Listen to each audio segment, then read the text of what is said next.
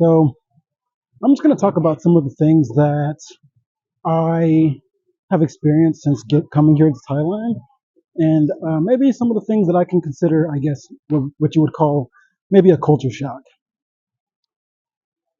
Um, I'm going to start off with one of the more obvious things, something that people tend to talk about pretty often, and that's the prices of accommodation here, like what it costs to live here. And I don't mean the total cost of living, I mean the cost in which to live in a condo specifically. Oh, puppy. For $250 a month, I'm able to live in a condo, and now I have a life where I'm able to live by myself. Whereas when I was in the United States, here at 30 years old, I have never lived by myself.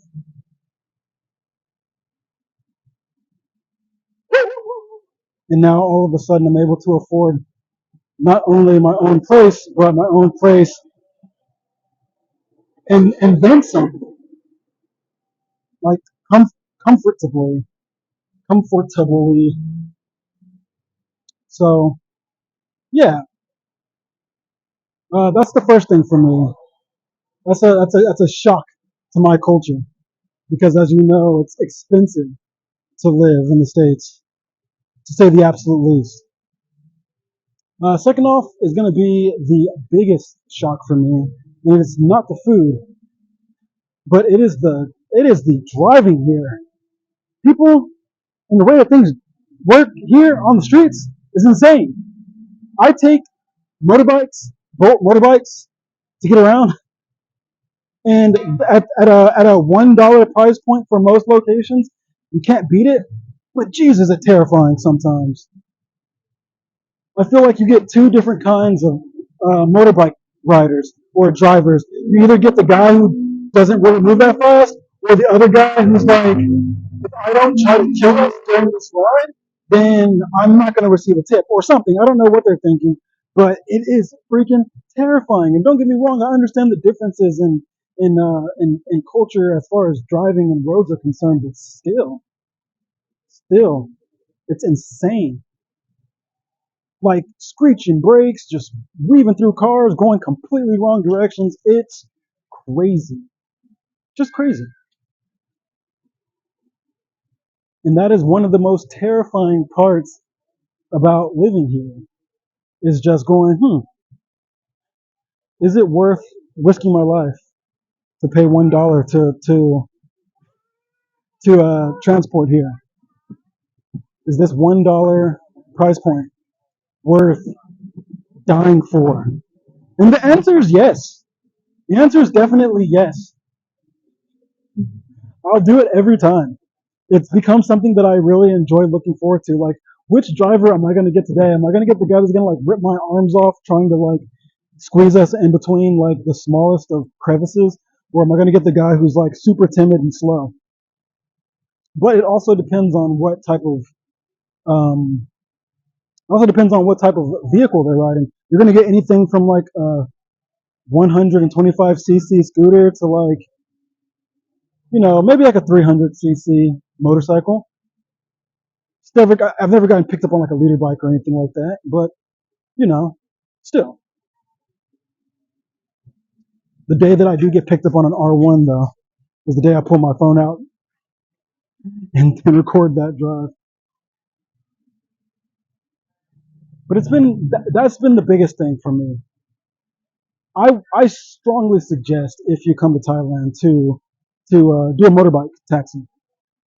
If you've never been on a motorbike, do it still. Only if you're okay with risking your life. You do understand the fatality rate on motorbikes is very high in this country. The the statistic is something staggering, like 50 a day.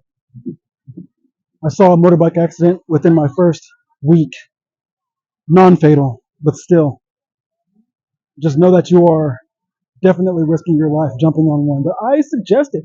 It's a part of the authentic experience. And it just takes forever to get places on cars because you're stuck in traffic with all the other plebs. But yeah, so accommodation, and then number one would be transportation, And then finally, for me, it would probably be food. Food is food is new. Don't get me wrong, you're gonna find your Western food, and it's gonna be great. Also a little different, right? Go to McDonald's, it tastes like McDonald's, but not like McDonald's at the same time, because some of the same ingredients are not allowed here, right? Which really makes you think about the shit that you're eating when you're in the States. Like I'm just squeezing through cars. You just walk. I'm so timid. I walk through like I like walk around stuff. People walk through tape here. Like they don't care. None of it matters. Nothing matters. Is there tape keeping you from going into a construction zone? Should you listen to it? Nah. Just push on through. Just push on through. Things here seem to be just suggestions. Is that a traffic light? Oh well. Let me just push on through that thing. You know how crazy it is when you are receiving a motorbike ride and your motorbike driver just goes through a red light, just says, you know what, we're going to go through this thing. We don't need to stop here. That's a suggestion.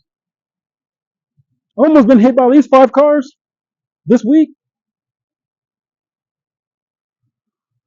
But yeah, guys, those are some of the things. If you want to hear some of these like uncut stories where I don't do any editing, leave a like to show that you enjoy it. I'll talk about various topics in the most realist way that I can. And then I'll also put some other content up where I actually talk about other things and show my face. So subscribe if you want to hear more. Leave a comment on what else you want me to talk about. No subject is off limits. Why not? And I'll just see you guys in the next one.